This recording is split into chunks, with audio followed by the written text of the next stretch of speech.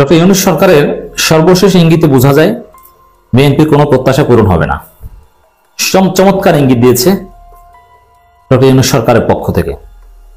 দর্শক, আমরা যে বিষয়টা নিয়ে এখন সিরিয়াস, আমরা দ্রুত নির্বাচনের বিরুদ্ধে রীতিমতো পূর্ব ঘোষণা দিয়ে পোস্টারিং করে প্রধানমন্ত্রী শেখ হাসিনা ভাষণ দিয়েছেন যুক্তরাজ্যের একটা সভায়। লন্ডনে এটা হয়েছে। আমরা এটা নিয়ে আগে কথা বলেছিলাম এবং সেই ভাষণে কি হয়েছে সেটা নিয়ে কথা বল আসে। এই সরকারের যে যা করছে সবগুলাই যে আমি একেবারে দোয়া তুলসী পাতা সবগুলো ঠিক করছে আমি সেটা বলবো না, তাদেরও সমালোচনা আছে। কিন্তু আমাদের ভালোর জন্য, ভালোর দিকে ধাবিত হওয়ার জন্য সমালোচনা করতে হবে, কথা বলতে হবে, আমাদের এগিয়ে আসতে হবে। কিন্তু আপনি যদি ভারতের পররাষ্ট্র সচিব বিক্রম মিশ্রি আজ ঢাকায় এসেছিলেন। উনি ঢাকায় এসেছিলেন বাংলাদেশের পররাষ্ট্র সচিবের সঙ্গে আলোচনা করতে। তো হঠাৎ করে এই আলোচনাটার দরকার হলো। এবার কি তাহলে নির্বাচন দিয়ে চলে যাবেন অন্তর্বর্তী সরকারের প্রধান উপদেষ্টা ডক্টর মোহাম্মদ ইউনূস? আসসালামু আলাইকুম। আওয়ামী লীগ সরকার শেখ হাসিনা পালিয়ে যাওয়ার পর বর্তমানে ক্ষমতা আছেন অন্তর্বর্তী সরকারের প্রধান উপদেষ্টা নোবেল জয়ী ডক্টর মোহাম্মদ ইউনূস। আর এই ডক্টর মোহাম্মদ ইউনূস ক্ষমতা থাকাকালীন আজকে সারা বাংলাদেশে যেসব চাঞ্চল্য ঘটনা ঘটছে তার মধ্যে থেকে আমি আপনাদেরকে এমন কয়েকটি গুরুত্বপূর্ণ ভিডিও ফুটেজ দেখাবো যা দেখলে আপনারা সত্যি রীতিমতো অবাক হয়ে যাবেন। তাই বলছি সম্পূর্ণ ভিডিও ফুটেজ জন্য আমার সাথে থাকবেন, তাহলে সবকিছু বুঝতে পারেন ইনশাআল্লাহ। ভিডিওতে চলে যাব তার আগে আপনাদের কাছে ছোট্ট রিকোয়েস্ট, আপনি যদি আমার চ্যানেল নতুন দর্শক হয়ে থাকেন তাহলে চ্যানেলটি সাবস্ক্রাইব করে পাশে থাকা বেল আইকনটা বাজিয়ে দিতে ভুলবেন না। চলুন আজকে সেই কাঙ্ক্ষিত ভিডিও ফুটেজগুলো আমরা প্রমাণ সহকারে ধারাবাহিকভাবে দেখে আসি। ডক্টর ইউনূস সরকারের সর্বশেষ ইঙ্গিতে বোঝা যায় বিএনপির কোনো প্রত্যাশা পূরণ হবে না। চমৎকার ইঙ্গিত দিয়েছে ডক্টর ইউনূস সরকারের পক্ষ থেকে। দর্শক, আমরা যে বিষয়টা নিয়ে এখন সিরিয়াস, আমরা দ্রুত নির্বাচনের বিরুদ্ধে স্ট্রংলি। কারণ দ্রুত নির্বাচন হওয়া মানে আওয়ামী লীগকে পুনর্বাসন করা, দ্রুত নির্বাচন হওয়া মানে ভারতের প্রত্যাশা পূরণ হওয়া, দ্রুত নির্বাচন হওয়া মানে 24-এর গণবিপ্লবের স্পিরিট পরিপন্থী কাজ হওয়া, সংস্কার না হওয়া এবং কারচুপিপূর্ণ একটা নির্বাচন হওয়া। কারণ দ্রুত নির্বাচন করতে হলে তো আমাদের কালচার সিস্টেম এগুলো সংস্কার করতে পারবো না। এই জন্য দ্রুত নির্বাচন হওয়াটাই একটা সমস্যা। আমরা দ্রুত নির্বাচন ঠেকাতে চাই, কথা সহজ। আর বিএনপি কি চায়? বিএনপি চায় আওয়ামী লীগ আসুক, বিএনপি কোন রকম একটা নাম কাওয়াস্তে কারচুপি মার্কা নির্বাচন হোক, পেশি শক্তি ব্যবহার করে তারা নির্বাচনে জিতুক, আওয়ামী লীগ বিরোধী দল হোক, তারপরে তারা একটি দফার আলোকে সংস্কারের কথা বলবে। আর তারা যেটা জাতীয় সরকার কথা বলছে নির্বাচনে জিতলে, ওটাও ভুয়া কথা। হ্যাঁ, এখানে কিছু বিষয় আছে। তারা আওয়ামী লীগকে বিরোধী দল বানাবে, এই জন্য আওয়ামী লীগ বিরোধী সকল দলকে কোনো না কোনো ভাবে সরকারে রাখতে চাইতে পারে। এবং আওয়ামী লীগকে বিএনপি চায় দ্রুত নির্বাচন চাওয়ার রহস্য এটা, যে আওয়ামী লীগের বিচার টিচার এগুলো পরে নির্বাচন দেওয়ার, এবং এই সরকারের সংস্কার করার অধিকার নেই, এগুলো নির্বাচিত সরকার করবে, সংবিধান তাদের মতো সাজাবে। এটা হচ্ছে বিএনপির প্রত্যাশা, বিএনপির স্বপ্ন। এই জন্য সরকারের কোন কোন উপদেষ্টা, আমি বলেছি আগেই যে তারা বিএনপির সাথে হয়তো সমঝোতা করেছে, বিএনপি তাদেরকে কিনে ফেলেছে। তারা এই 25 সালে নির্বাচন অমুক তমুক বংশং নানান কথাবার্তা নানান উপদেষ্টা নানান সময় বলেন, আমরা এগুলোর বিরোধিতা করি। হ্যাঁ, শুধু আমরা এগুলোর বিরোধিতা করি তা নয়, এই যে 25 সালে নির্বাচন, দ্রুত নির্বাচন, অমুক তমুক, সরকার নির্বাচনী পথে ট্রেনে উঠে গিয়েছে, এই যে উদ্ভট কথাবার্তা সরকারের কোনো কোনো উপদেষ্টার পক্ষ থেকে বলা হয়, এই কথাগুলো কোনো উপদেষ্টা বলেই আবার সরকারের মধ্য থেকে তোপের মুখে পড়তে হয়, সরকারের মধ্য থেকেই ধমক খেতে হয়। আমরা তো প্রতিবাদ বা সমালোচনা করি যে আগ বাড়িয়ে ব্যক্তিগত মত, কিন্তু সরকারের পক্ষ থেকেও, ডক্টর ইউনূসের পক্ষ থেকেও ঝাড়ি খেতে। রীতিমতো পূর্ব ঘোষণা দিয়ে পোস্টারিং করে প্রধানমন্ত্রী শেখ হাসিনা ভাষণ দিয়েছেন যুক্তরাজ্যের একটা সভায়। লন্ডনে এটা হয়েছে। আমরা এটা নিয়ে আগে কথা বলেছিলাম এবং সেই ভাষণে কি হয়েছে সেটা নিয়ে কথা বলবো। এবং শুধু সেটা না, একই ধরনের চেষ্টা প্রধানমন্ত্রী, তথাকথিত প্রধানমন্ত্রী আবার চালিয়ে যাচ্ছেন, সেটারও একটা পোস্টার ফেসবুকে ছড়িয়ে পড়েছে এবং সেটাও নিশ্চয়ই তারা করবেন। এটাকে সরকারের কিভাবে ডিল করা উচিত বা সরকার ঠিকঠাক মতো ডিল করতে পারছে কিনা সেটা নিয়ে কথা বলবো। এবং এবারকার এই সভার একটা গুরুত্বপূর্ণ ডাইমেনশনও আছে, সেটা নিয়ে কথা বলতে চাই। তার আগে একটু জানি যে উনি আসলে কি বলেছেন। সেটা খুব বেশি নতুন ধরনের কথা তিনি বলেছেন তা না, তিনি সাধারণত যেসব কথা গতানুগতিকভাবে বলেন সেগুলো বলছেন। তিনি বলছেন বাংলাদেশে এই মুহূর্তে কোনো ন্যায় বিচার নেই, এখানে খুব ভয়ঙ্কর রকম মবের শাসন চলছে, লোকজন যার তার ঘরে ঢুকে নাকি চুরি ডাকাতি করছে, সবার ঘরে ঢুকে। আমার মনে পড়ে গেল রোকেয়া প্রাচীর কথা, যিনি ঢাকার 5% বা 10% বাড়ি নাকি ডাকাতি থেকে মুক্ত ছিল শেখ হাসিনার পালিয়ে যাওয়ার পর।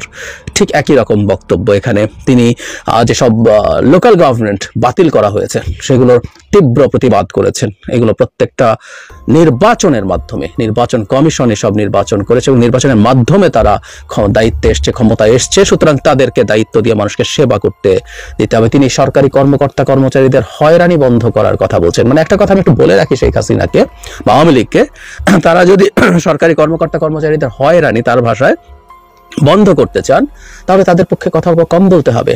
এই প্রজাতন্ত্রের কর্মচারীরা যারা আসলে শেখ হাসিনার কর্মচারীতে পরিণত হয়েছিল, তারা কি করেছে এটা আমরা জানি। আজকের বাংলাদেশে আমরা বিভক্তি বাড়াতে চাই না, তাই অত্যন্ত ভয়ঙ্কর গর্হিত অপরাধী ছাড়া বাকিদেরকে নিয়ে কাজ করার চিন্তা করা হচ্ছে, কিন্তু তাদেরকে নাকি হয়রানি করা হচ্ছে। সত্যিকার অর্থে সরকার সেই তুলনায়, আমাদের অনেকেরই অসন্তোষ আছে, সেই তুলনায় সরকার আসলে এদের বিরুদ্ধে তেমন কিছুই করেনি। এটা নিয়ে যৌক্তিক ক্ষোভ অনেকেরই আছে। আওয়ামী লীগের সবাইকে মুক্তি দিতে হবে এবং সবার মামলা প্রত্যাহার করতে হবে।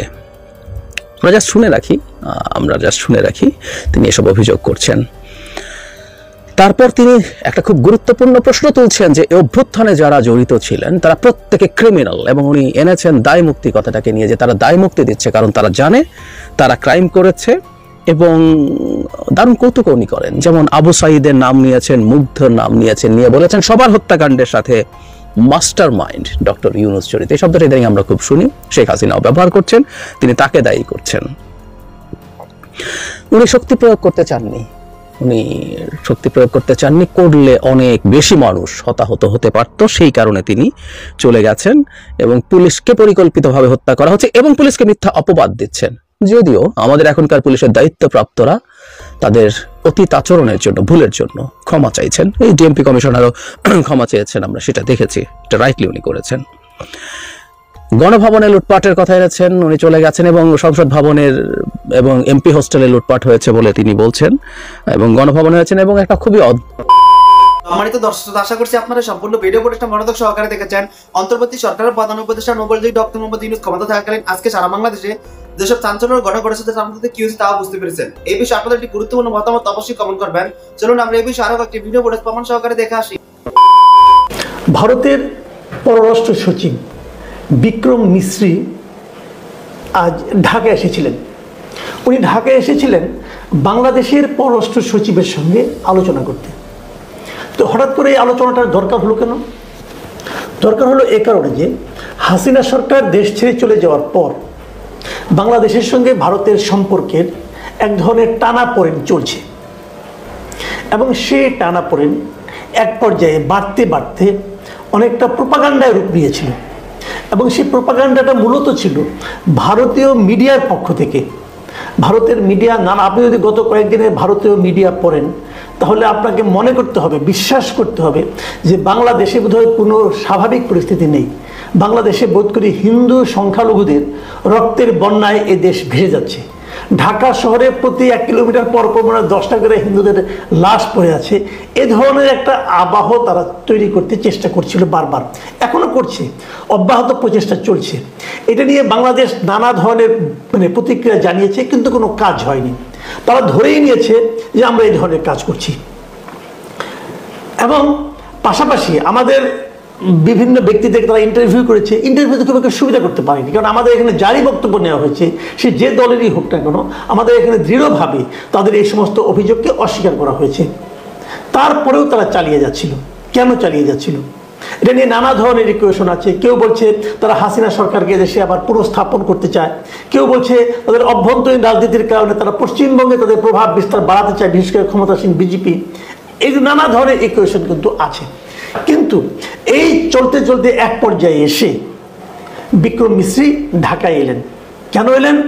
আমাদের পররাষ্ট্র সচিবের সঙ্গে দেখা করতে। দেখা করা কি দরকার? নিশ্চয়ই ভারতের যে কি অবস্থান আমাদের দেশ সম্পর্কে, হয়তো তার একটা আনুষ্ঠানিক মানে অবহিতকরণের কাজ হতে পারে, অথবা একটা প্রতিক্রিয়া ব্যক্ত করার কাজ হতে পারে। এর মধ্যে কিন্তু বাংলাদেশের পক্ষ থেকে ভারতীয় রাষ্ট্রদূতকে, হাইকমিশনারকে ডেকে এনে কড়া ভাষায় কিছু প্রতিবাদ জানানো হয়েছে। তো সম্মানিত দর্শক, আশা করছি আপনারা সম্পূর্ণ ভিডিও ফুটেজগুলি মনোযোগ সহকারে দেখেছেন। অন্তর্বর্তী সরকারের প্রধান উপদেষ্টা নোবেলজয়ী ডক্টর মোহাম্মদ ইউনূস ক্ষমতা থাকাকালীন আজকে সারা বাংলাদেশে যে চাঞ্চল্যকর ঘটনা ঘটেছে তার মধ্যে কি হয়েছে তা বুঝতে পেরেছেন। এই বিষয়ে আপনাদের একটি গুরুত্বপূর্ণ মতামত অবশ্যই কমেন্ট করবেন। আজ এ পর্যন্তই, দেখা হচ্ছে অন্য একটি ভিডিওতে। সে অনুসারে ভালো থাকবেন, সুস্থ থাকবেন। আল্লাহ হাফেজ।